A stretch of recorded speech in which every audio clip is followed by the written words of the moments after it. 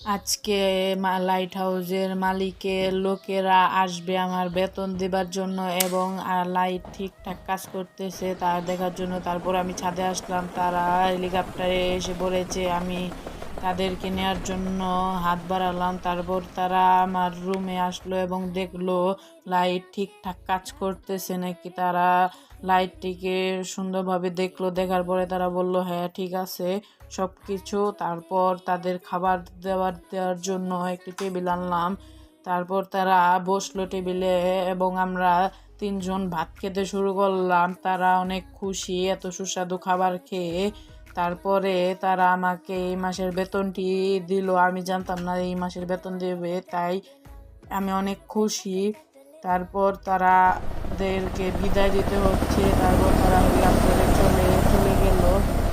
আমি অনেক খুশি ছিলাম। আর যদি আপনারা লাইট হাউসের ভিডিও দেখতে চান তাহলে আমাকে ফলো করে রাখতে পারেন।